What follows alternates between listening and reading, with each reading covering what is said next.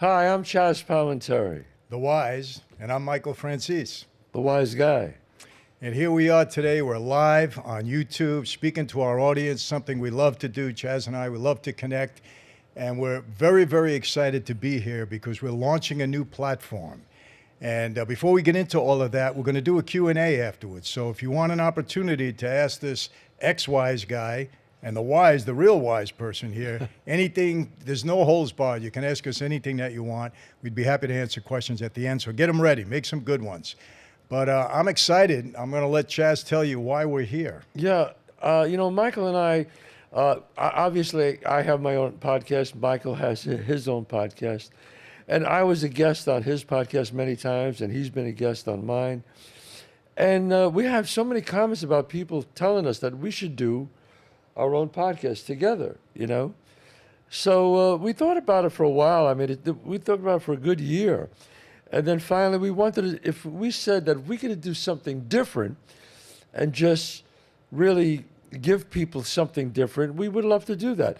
And having us both together at the same time, I'm sure that people had so many questions for us.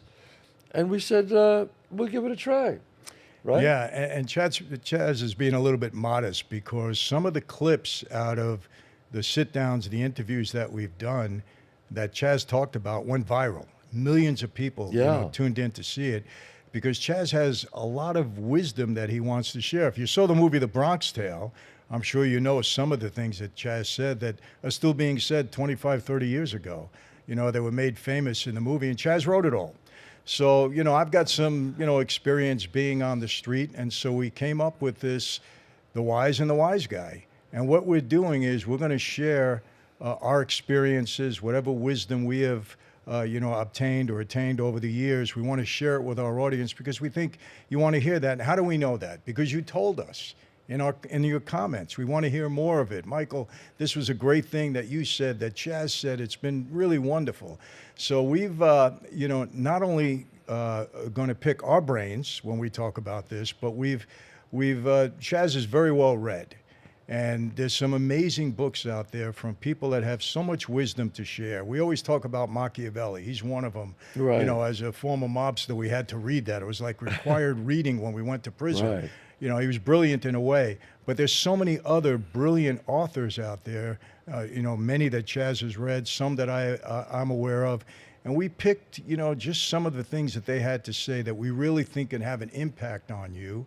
And we kind of add our own experiences to that. And I think it's going to be something very special for all of you. It's going to be encouraging.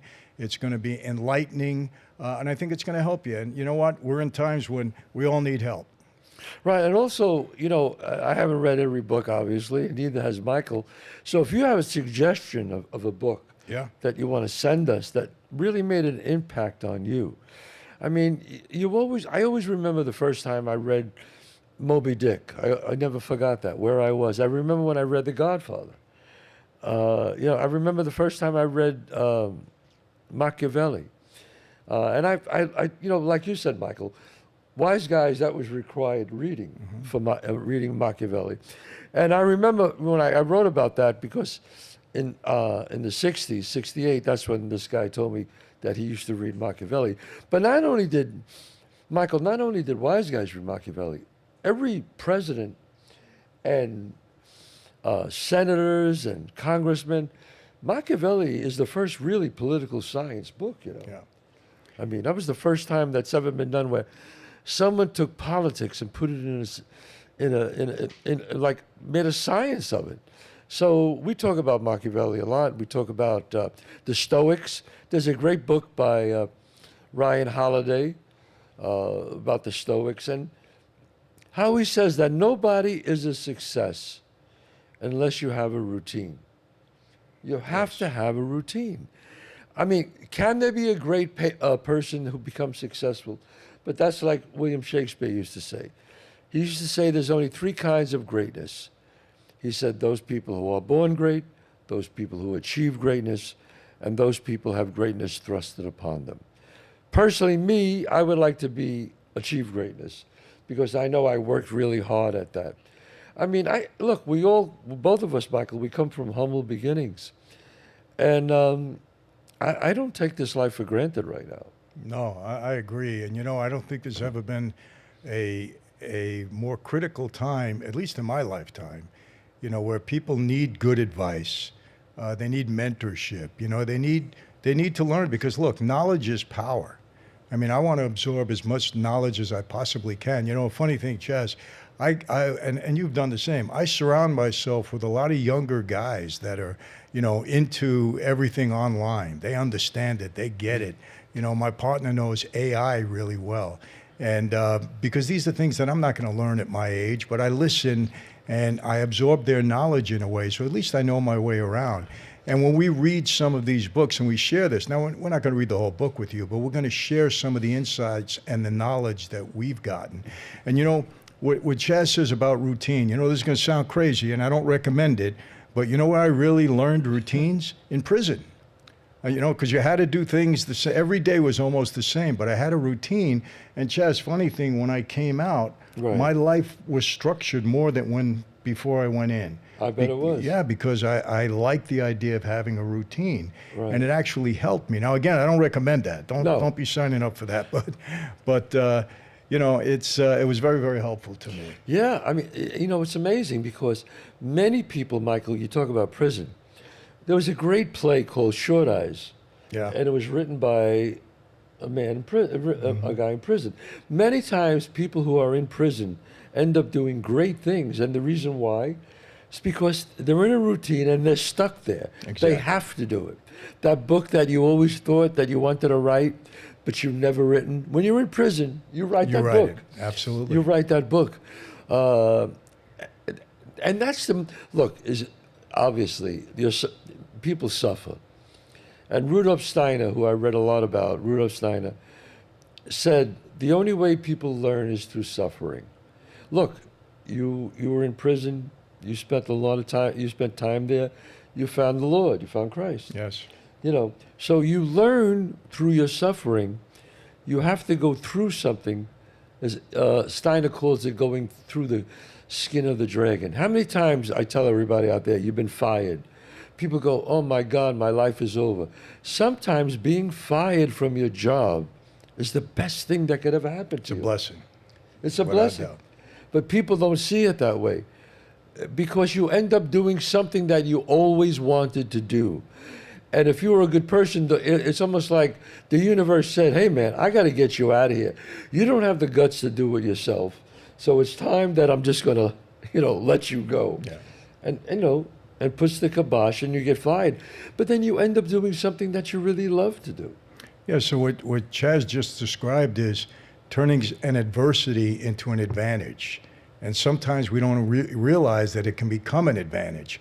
But, look, Chazz, I got to be honest, you've been through it all, in many ways. I mean, you grew up in the Bronx, kind of on the street. You were around a lot of guys like me from the past. I grew up in Brooklyn. And the experiences that we have, I think, are invaluable. Now, why do I say that? And Chazz can say the same because so many people come to us and ask us questions. And, Michael, just, how do you forgive yourself for all the things that you did in the past? And, just so many questions that people have that we believe, through our experiences and the experience of others that we're going to draw upon and share with you. I think this is going to be a great platform for everyone. Right. You're going to enjoy it. I mean, because there's, people, I always was wondering, like an IQ test. I'm probably average in IQ, but there's another thing besides an IQ test, and they're finding it more now, Michael, and that's called emotional intelligence. People who lived. I know some people with 160 IQ, and I can't relate to them. Exactly. Nobody can talk to them. They can't relate to people. They don't understand. They don't really know how it is to live in the world, some of them, really. So I believe in where we come from is more of an experience in the street and an emotional intelligence about how people really are, as opposed to just, being this, just writing a book about what you think intelligence is. It's real intelligence. It's being down and dirty in the gutter. Sometimes sometimes a person could just give you advice. It comes from, like, I used to call it neighborhood logic. I would do on my show. Neighborhood logic sometimes is the best thing.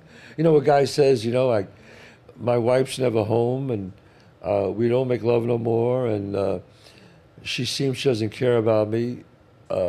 She doesn't come home once in a while. You think she's cheating? Well, it sounds like it. Yeah.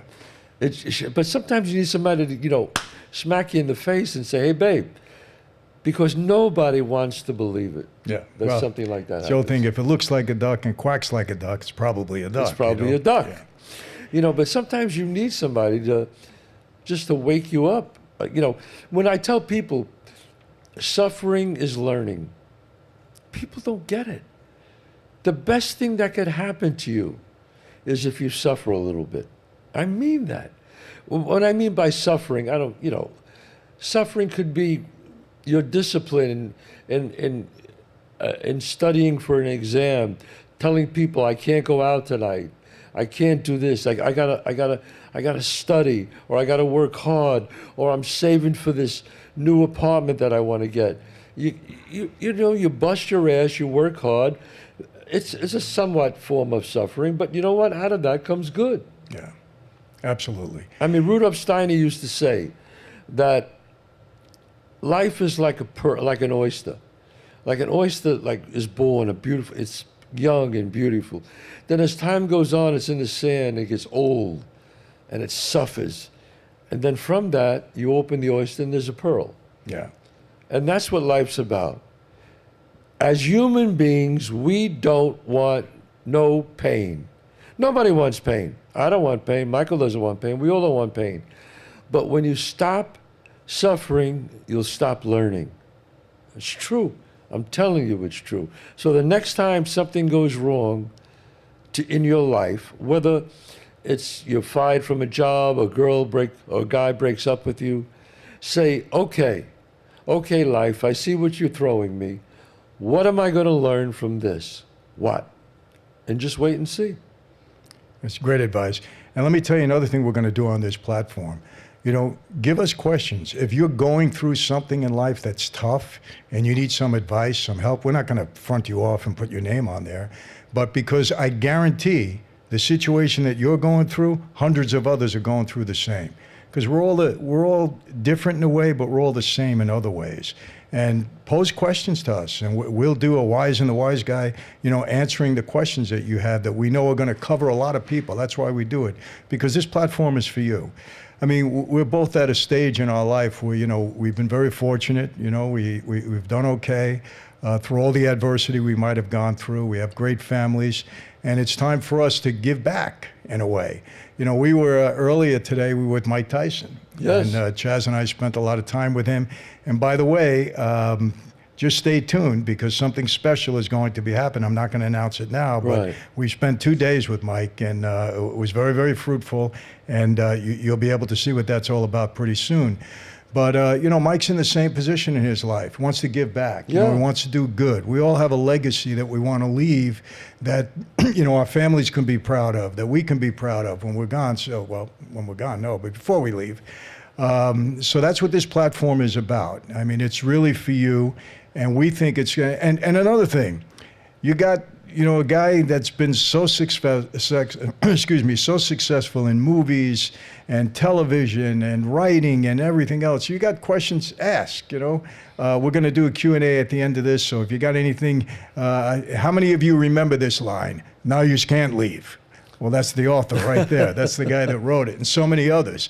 Put them in the bathroom. Put 'em you in know, the how many bathroom. people use that line? One of the great ones. One of the great ones. One of the great ones. You don't forget it, and it's brilliance to write these things. You know, where do you come up with that? I got to say it. I don't know, Michael. You know, sometimes, you know, you write things and you go, and people talk about some things that I've written, and I go, wow, I didn't know I was that smart. But you're really, you're not. It's just that you wrote something from inside.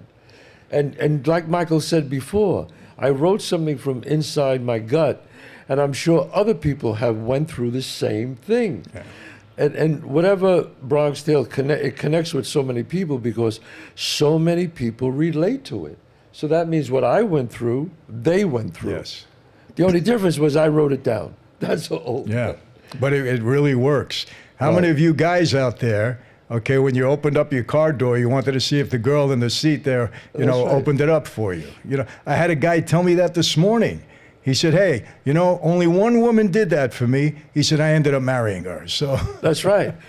And people say to me, Chazz, how do I do it now? Because they have the electric buttons now. Yes. And I tell them, well, the only thing is when the girl gets in, you open the door for her, even though your button's open, if she hits the button, if she hits it with a finger, like opening it for you, that's she's okay. Trying. Yeah, okay. That's okay. That's good. Now, don't forget, a girl, the guys have a test too. I was going to put this in Bronx Tale, but De Niro said, one test is enough. And he was right. What happened was, the guy's test is, when a guy drives you home and he drops you off after a date, and if he doesn't wait till you get inside the house absolutely, and shuts the door, forget it. If he just pulls out after you get out of the car and walk towards your house, he's gone. 100%. It's the same thing with the door test for a woman. Yeah, a guy does that to you, forget him. It's over. Forget about it, as they say. Yeah, my 5 daughters, they know that. You got to be in the house, or I won't let them go with that guy again. That's it. That's it, right, yeah. But another thing, Chazz, I'm just thinking as we're talking here, you got so much knowledge, and Chazz has acted with just about every major actor, actress, that you can name. And so we'll get into that a little bit too. We have so many stories, stories. And for those of you, I know you love the mob stories. I do it on my channel. Chazz does different things on his. You want to ask about that. You want to hear about that, because as we're talking about things, these experiences come in our head. And we'll talk about it. We'll relate it. So you'll get an education in the, the film, theatrical, entertainment end, and you'll also learn, the mob stuff. And by the way, although he is crystal clear, and but Chazz grew up around a lot of people. We had mutual friends, so to speak. Absolutely, we did have mutual friends. I'm not in the mafia. Never was in the mafia. Well, in the movie you were. In the movie I was, yes. In fact, as far as I'm concerned, there's no such thing as the mafia. Yes. No, but I've never was. Michael is the real deal. I'm an actor, and I always tell people that. But I have to tell you this, Chazz. Before we even had a relationship, when I saw the movie Bronx Tale, don't get upset with me. I don't know if you could ever duplicate that role for me, because you were my father. You were even named Sonny. I named Sonny, and I said, this is exactly how my father would be. And you had, I got to say this too. And again, I'm not, puffing up my former life. I left the life, and I tell the truth about it. I always say this, some of the guys, I love the guys, I'll be honest with you. Not everybody is a bad soul in that life, misdirected or whatever. I don't ever recommend anybody to be involved in that. But, you played that role with an amount of integrity that made me feel good about my former life. I said, I mean that. I mean it, because some of the guys held themselves and carried themselves like that. Hopefully I did. I know my dad did. And you did justice, to that role for many guys. And I appreciated that. Well, I because really some of those guys, look, I'm still friends with a lot of them, and a lot of them are good guys. Would I want to do their life? No. Right. But look, I know people who are CEOs of companies that I wouldn't sit down with. Exactly. They're evil people. So as far as I'm concerned, I don't want to paint every wise guy like they were this low-life scum, because they weren't. There were some good guys there. Absolutely. In fact, I would have more, if I shook their hand to some of them, I would believe more than other people. 100%. But again, what Michael said, if you want to talk about acting, directing, or anything about your writing a script, and, people always ask me, Michael, when was your first big break? And I always tell them, I go, well, I did a little play off Broadway, and then it got when I went to Broadway. Now, when I got to Broadway, I was the understudy of the play, because they wanted to put more named people in. And really, that was my big break. And I remember, and this was 1982, way before Bronx Tale, and I was on Broadway, and it was funny because the wise guys wanted to come and see me. Mm-hmm. They were very proud of me. They said, "Oh, Chazz, we want to come and see you." And I said, "Well, I can't. I'm an understudy." I said, "You can't." They said, why can't we come and see you? I said, I'm an understudy. They said, what's an understudy? I said, well, if something happens to the guy, then I get to go on. Right. Not realizing what I just said. 2 seconds later, The guy's gone. 2 seconds later, they come over to me and they go, hey, Chazz, you want to go on? And I said, excuse me? We'll make it like you'll go on. And I said, what are you talking about? They said, well, don't worry, we'll put him in the hospital. It'll look like a mugging. He'll be in there 2-3. I said, oh my God, no, no. Because that's how easy it is for something Yes. you know, for somebody to get the wrong idea. But thank God that they didn't do anything, and he was able to act another day. So it was okay. But stories like that, crazy stories like that. Like when I remember one time I asked Michael, and I think it's on one of our things we talked about. I said, Michael, were you ever afraid for your life? Ever? Did you ever walk into a room and think you were not coming out? Think about that. Now, I never had that. I'm sure there's not many people out there that had that. So where could you go to speak to someone about what was inside your head where any minute you might not come out the door, right, Michael? Yeah, and you know, people have asked me, I had that experience. You know, one of the horrors of that life, and I've mentioned this before, obviously, is that you make a mistake, your best friend walks you into a room, you don't walk out again. And so I had that experience one night, and I knew the setup, obviously. I've been around in life long enough to know I had experienced that other people. And as I was walking into the room, somebody said to me, well, why didn't you cut and run? Why didn't you just go? Because I had somebody walking behind me, my good friend. And I said, you know, it wasn't heroic. It wasn't like, you know, I'm a macho guy, I'm going to face death. It was robotic. It was like I was so conditioned and such you know, so into the life. I said, hey, if this is it, this is it. Wow. But it was scary. I mean, Chazz, when that door opened, I don't know how I didn't faint because, you know, I knew the setup. But, you know, what it taught me, again, this is when you learn from adversity. What it taught me later on when I was walking away from that life and I knew I was going to have trouble, it taught me that I could face death because I faced it once before. Yeah. So sometimes you don't realize, but things that you're going through are a preparation for what may happen to you later. And now you know, hey, I can deal with this. I can deal with it in a different way. Right. And it was very helpful to me later on. So, but you know, things like this that we want to share with you. Now, you may never have walked into a room, I hope not, where somebody was going to take you out. But maybe you had such a devastating experience in your life and you say, you know, why did this happen to me? But later on, it prepared you for something that was occurring now. And you say, I did this before, I can handle this. Not only can I handle this, but I can achieve it. I could succeed. I could make this work for me. You know, so don't ever look at adversity as being, you know, a killer in life. It's not. It's a preparation.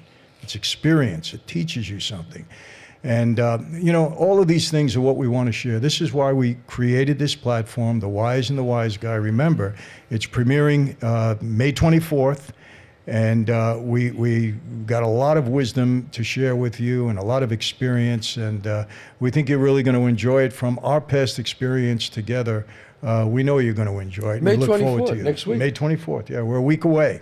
So set your timers or whatever, and we'll be doing a lot. We're gonna be doing a lot together. Michael, I wanted to ask you something. I just thought of it. You know, because it's so true what you just said. Always your best friend walks you in the room. Yeah. Has there ever been a friend who says, I can't do it? You know, Chazz, when that happened that night, when we got back in the car, now I knew this guy my whole life. He was a captain in the family. I was a captain. When we got back in the car, I was so angry with him because I said, I'm saying to myself, I know this guy all my life, and he was walking me into that room. But they weren't whacking you. I mean, you. Well, I'll tell you what happened. Yeah. They were trying to scare me because all the money I was making was turning it all in. You know, the usual stuff. So when I got back in the car, I want to tell you how messed up you can be sometimes and not realize it. I was about to blast him verbally. You know, how could you do this to me? And I said, Jimmy, and he said, stop. Wait, don't say a word. I said, what? He said, I got to tell you something. He said, Michael, you held yourself very well in there tonight. This could have been a real problem for you. Now, when he said that to me, I got even more mad at him I said, you mean to tell me that I could have got killed in there? You didn't warn me? You didn't say a word? You walked me into that life? You know what he said to me? He was smarter than me that night. You know what he said? If it was the other way around, would you have told me? Man, he like hit me right between the eyes. He was right. I sat there and I said, no. This is the life we lead. He said, you know it better. You grew up in it. You know it better than me. And you know what happened? I'm telling you, it's like unbelievable. About 4 years later, they walked Jimmy into a room. He didn't walk out again. He went down that way. But, but again, when I knew I was leaving the life, I knew people were going to be upset with me. And I had a lot to face. But I said, well, I faced it once before. I'm going to do it again. So I wasn't scared in that regard. It was almost like walking into that room prepared you to leave the life. Yes. Because right away I think, hey, I'm done. I leave this life. I'm not entering a program. I'm not doing anything like that. I'm done. But I said, hey, you know what? I did it once before. I could figure this out. Wow. That's what came into my head. Now, did they ever tell somebody, you got to do this, you got to walk them in, and if you don't, we kill you? Oh, you're dead. You can't refuse an order in that life. So you can't refuse. You can't. You can try to talk your way, and but once it's confirmed, you're done. That's it. And believe me, Chazz, I hate to say it, I had orders that people say to me, you got to be a bad guy if you're in that life. Bad guy. But I want to explain maybe some of you can relate to this in a different way. There was things that I did in that life that I was very uncomfortable doing. I didn't like it. And I had to kind of step outside of myself in order to do it. I did it anyway, so I take full responsibility. But I wasn't happy about it. I didn't feel good about it. And what I think happened later on, and I believe in God, I think God understood my heart, because people remember, it's all about what's in your heart. You may do a bad act. It may not feel good at times. Maybe for whatever reason you did it.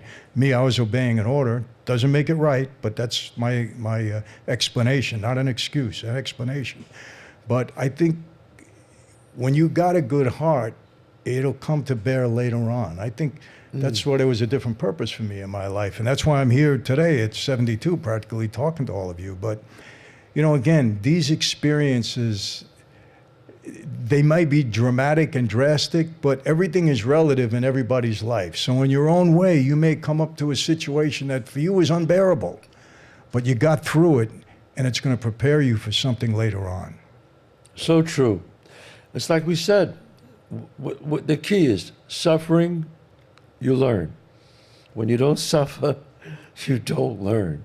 I mean, and obviously in acting, as an artist, you suffer rejection. As a wise guy, you suffer because God knows what you do.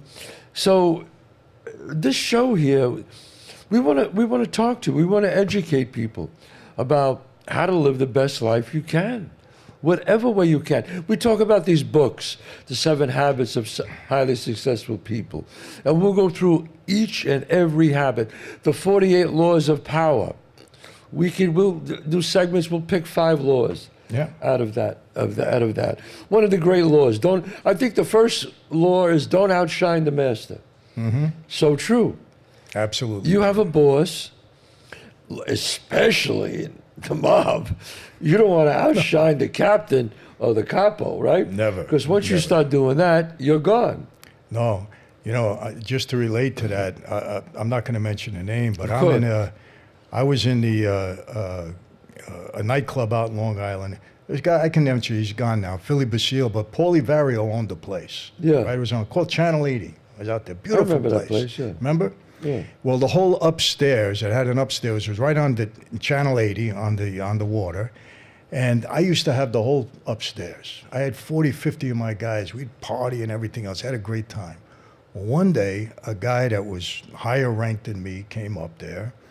And I saw how he was looking at me, like this guy, I'm higher. And I was catering to him. I told the waiter to send him a drink and this and that. And I saw his eyes like daggers coming at me, And so I grabbed a hold of the owner at the time. I said, hey, cater to this guy, everything that he wants. Don't make it like it came from me.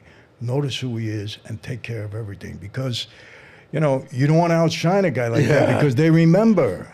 And they remember, and all of a sudden you got an enemy. You didn't even do anything wrong. It's the same thing in show business. You're sitting there with the producers, the directors, and you're the star of the movie now. But now you have this huge director. Yeah. You say things, you make it like it came from him. That's right. It was his idea. I always say, throw it off you. Throw it off you. Don't have an ego in that regard. Let the guy on top take the credit.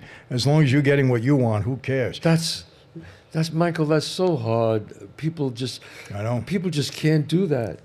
You finally get to a stage in your life when you get older. You go, you know what? Ego will destroy you. Yes, without a doubt. It will. It's like people who write a script and they won't take anybody's idea because it makes them feel less talented. And it's so stupid. If somebody has a great idea for this show and you tell us, we use it. Of course. We have great people working on this show here. And they come up with a great idea that's better than ours, forget my idea. You look at the whole, the totality of the piece. That's the most important thing. So we should answer some questions. So listen, don't forget, May 24th is when we launch this, The Wise and The Wiseguy. I'm telling you, you're going to love it. You're going to get a lot out of it. Chazz are going to be there every week. We're going to be posting for you. And listen, where are you going to get this advice for free? You're on YouTube. Free. You'd have to go to class or go someplace and pay for this, and it won't be as good. I guarantee you. That's right. You won't be as knowledgeable. They're not paying for this? No, they're not paying for it. This is not on Patreon? I'm out. I'm out. Okay. No, and this is because we want to share it with you. Okay, so we got hundreds of questions that are coming in. We're going to do the best we can. We're a little bit limited on time today, but we're going to start. We got our people picking them out. So this one's for me, the first one. Who is the smartest mob boss, and what made him the smartest? For me, It was somebody I really didn't even know, but I got to know him through other people that talked about him. My dad did, and through my research on him, and that was Frank Costello. Frank Costello, in that life, there's separation. You got the racketeer, and you got the gangster. Now, I'm going to tell you this. A gangster could never really be a racketeer, because in order to be a racketeer, you got to be a money earner. You got to be smart. You got to know how to get around politically around things. Most gangsters can't really do that. But a racketeer has to be a gangster also, because he's going to be called upon to do things. But Frank Costello was the epitome for me of a racketeer. They called him the prime minister. He had politicians in his hand. He wasn't a guy that wanted violence. He's capable of it. When he had to do it, he did it. But he tried to keep everything calm in that way. And I just loved the way he carried himself. Yeah. So for me, it would be Frank Costello. And that's what your dad said too? Your dad said, did he think Frank was? My dad always thought he was the best guy. Yeah. But no, he liked Frank Costello a lot. Did. He said, Frank does it the right way. That's how we should do it. That's the model for this life. Oh, here Chazz, we go. You're up. I'm up. And it says, if someone wants to walk into a room with a powerful presence, what advice could you give from an acting perspective to position yourself in a place of power? Wow, that's a good question. I would say to walk into the room, not kind of, sneak into the room. I would always walk into a room. I could talk about myself. Even when I was broke and I wasn't famous, I would always try to dress nice. It's really important to dress nice, to look nice. So if you want to make an impression on someone, you have to dress nice, and you walk into a room, your shoulders back, and you smile. A smile, no matter what language anybody speaks inside a room, everybody knows a smile. It's very important. You walk into a room, your shoulders back, you dress nice. That's how you own a room. And talk to people. A great book on that. How to Win Friends and Influence People, Dale Carnegie. He talks about walking to a room and owning it. It's very important that you do that. Confidence. Okay. Next is me. Michael, if you could go back and give yourself one piece of advice during your prime, that's an important piece of this, what advice would you give? There was a time in my life during my prime when it was just about money. I just wanted to obtain as much money as I possibly can. And I worked hard. I worked 7 days a week, 24 hours a day practically at times. It was always, my mind was always on business and achieving more money, because I looked at money as being the sign of success. And eventually that was my downfall. And it wasn't that I was greedy. I can't say that, Chazz, because I spread the wealth. My crew was very wealthy. You know, in answer to that, I got a hold of 15. I had about 15 guys that were close to me, and I set them down. None of them were made guys, and I said to them, "Let me tell you this right now. If any of you guys want to be made, you want your button, this is not the place for you." I said, "You could leave right now. You're free to go." I said, "Because I'm not gonna put time and effort into you, and then propose you get made, and then I lose you. You don't answer to me anymore. Right. Why would I do that? That's not good business." I said, "But if you want to make money, this is the crew, because I'm going to share the wealth." None of them left. None of them. No, they all stayed with me, and they all made a ton of money. So what I realize now is to do what's fulfilling to you, to do what's, get your priorities straight, and the money is a byproduct of that. You don't have to make the wanting to make money every minute as your goal. Right. Make your goal, to be great at your craft, to do the right thing in that way, and the money becomes a byproduct of that. And if you do that, not only will you be happier, you'll be more successful, without a doubt, and you'll enjoy your life rather than always striving to get money. So that's what I would tell myself in my prime. Now, before that, I might have said something, because in my prime, it was all about the money.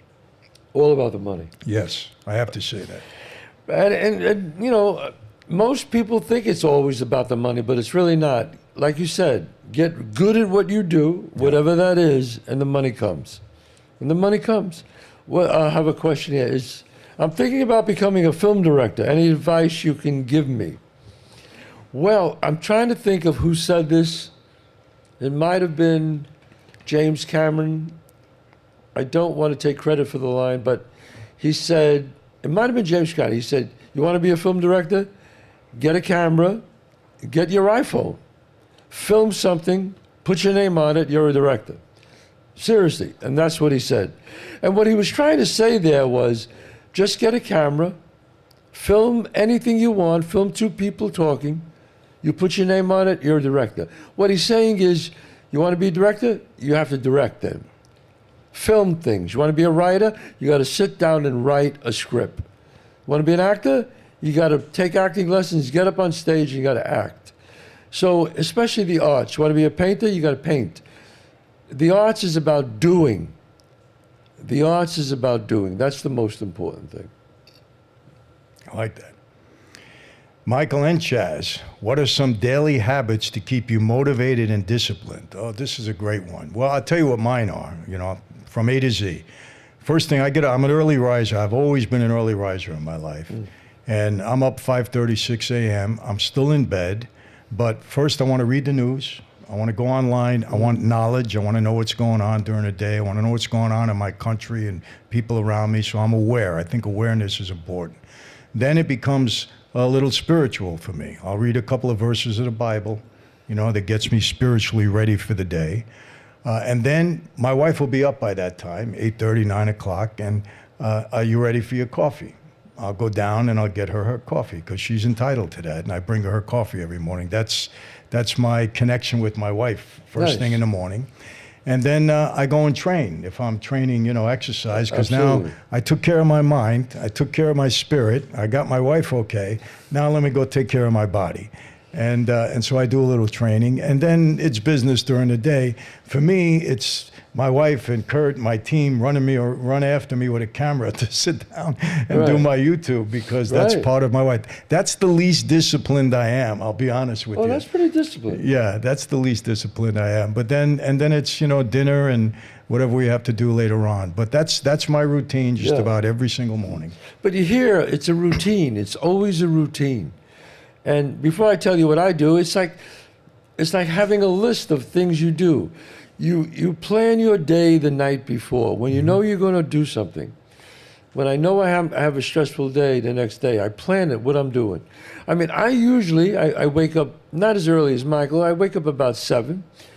And I always go through this. I try to do it every day. I miss it sometimes, but every day and night, and sometimes during the day, I think of 5 things that I'm grateful for. And I'm grateful for and it could be different 5 things. It has to be different 5 things every day. I wake up and it's called a grateful flow. I'm grateful for my life. I'm grateful for my wife, my children. I'm grateful for this house that I live in. I'm grateful for these clothes that I have on my back. And it can even get down to where I'm grateful for my breakfast that I'm having. I'm grateful for this bed that I'm laying in. And what that does is, if you do that every morning, it puts you in a frame of mind that you just wake up and you're in a good mood. I don't know what it is, but the grateful flow works. It's called the grateful flow. Try that. Just close your eyes, wake. As soon as you wake up, think of 5 things you're grateful for, and you'll see. So what I do is I do that, and then I go into and I take a cold shower, which I hate. I start off hot, then I take cold, but the cold is very good. I take a real cold shower, and then I put my gym clothes on, and I go down in to my gym. I have a gym at my home, and I work out. I work out for the hour. I come back up, and then I have my breakfast. I'll have a coffee. I don't eat until 12 because I do intermittent fasting. I go from 8 to 12 o'clock. I don't eat. So, but black coffee or green tea I have is not, you don't break the fast. And then at 12, I'll have something to eat. And then I'll write. After I finish my workout, I start writing between 11 and I'll write for 4 hours. And then after that, I'll be with my wife or just, do some of my hobbies that I enjoy doing. And sometimes I'll write again, but I only like to write like 4 hours a day. For me, that works best. I like to stop when I'm really excited about something. This way, the next day, I know I'm coming back to not an empty page. I'm coming back to be excited. It's a little trick that I do that a great writer taught me to do that. And that's my day. But do you notice? It's a routine. It's discipline. It's understanding things. And that's why, Chazz has been successful in his life. Not only in his career, but in his personal life.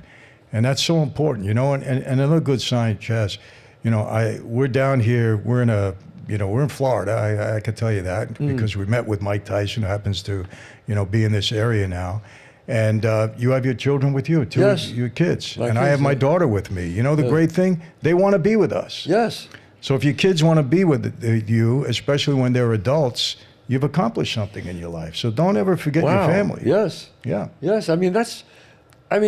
And again, not saying people bring their children up differently. I love having my kids with me. Yeah. And when I say kids, my son is 26, my daughter, is 21.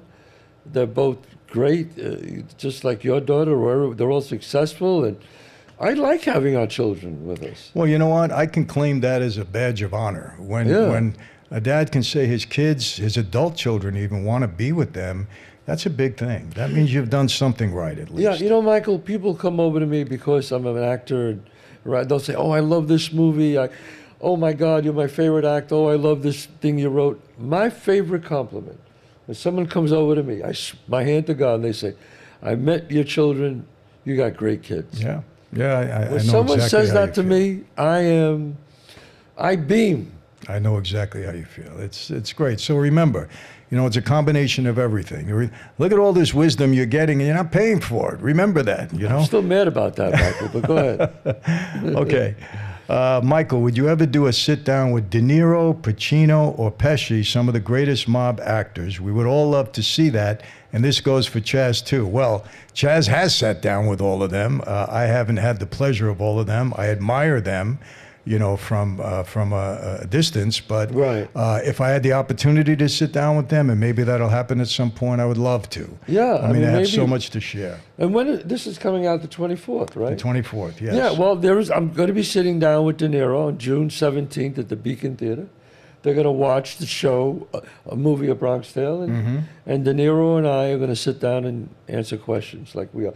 But I got to speak to, obviously I'm friends with Bob and De Niro and Al and Joe Pesci. And that would be something for the five of us to do. Who knows? You never know. Hey, we'll see what happens in the future, right? But I know you invited me to that. Yes, I did. Show, so and I hope you come. I will be there. I'm definitely going to be there. Yeah, it's going to be an historic night. It June would be great. 17th at the Beacon Theater. Yes. And by the way, July 22nd at the what's it called? The James L. Knight Theater in Miami. A big show. We're not going to announce it all yet, but just keep that date. July 22nd. Any of you in the Miami area, any of you want to fly in, I guarantee it's going to be a once-in-a-lifetime show. Can't announce it yet, but that will be announced on the 24th also, next week. Yeah, so we got a bunch of things. Yes, that's when that comes out. So a lot of stuff happening with this crew right here. Okay. What is that? Is that one more question? No, there's one more for you, Chazz. One more? Okay. How do you handle yourself when you have writing block? And you keep your vision clear when you're writing a movie. Well, it was like I almost answered it before. You know what? I hate saying it, but I never have writer's block. And I'll tell you the reason why. Two things. A very smart person told me the only difference between an amateur writer and a professional writer is an amateur writer writes garbage, gets demoralized, stops, and gets writing block. A professional writer writes garbage and keeps on going. That's it. You're going to write garbage, but you got to write through it sometimes. You have to write through it. And so what I do is sometimes, and some of the great writers told me this, that's why I only write for 4 hours. I'll write for 4 hours, and then as soon as I get to a new idea I have, I stop. And I make a note of what I want to talk about, and I wait till tomorrow to do it, because this way I'm thinking about it all day and night, and I wake up excited because I know what I'm going to write about. So it'll stop you from getting writer's block, and it's really great. Hey, you heard it from the best right there. So that's it. That's all the time we have for questions, but we're going to end it up now. But I want you to remember this. The name of the channel is The Wise and The Wiseguy. I think there's logos behind us. Yes. Chazz Palminteri, Michael Franzese. And all week long, we're going to be showing some short clips to remind you to tune in. Now, obviously, Chazz and I still have our independent channels. That's separate and apart from this. We're excited about doing this together. And please, if you have a friend or somebody you think you can benefit from this, tell them too. Spread the word. Again, this doesn't cost you anything. We're not looking for that. This is not a Patreon account. I know other people's are doing that. We're not doing that. We just want to share the wisdom with you, get to hear some questions from you, answer you, entertain you, give you something you're not going to hear anywhere else. And that's it. That's the bottom line. And I say subscribe. Yes, like, subscribe, like, because this is the start of our channel, and we're excited by this. We are. We really are. And again, any suggestions, things you want to hear, give us topics, things you might, that stimulate you that we're not thinking about at the moment. Let us know. We want to hear from you. This is all about you. It's all about, what we can deliver to you. That's what this is about. So, I'm Chazz Palminteri. The Wise, and I'm Michael Franzese. The Wise Guy. See you next time. May 24th. Tune in.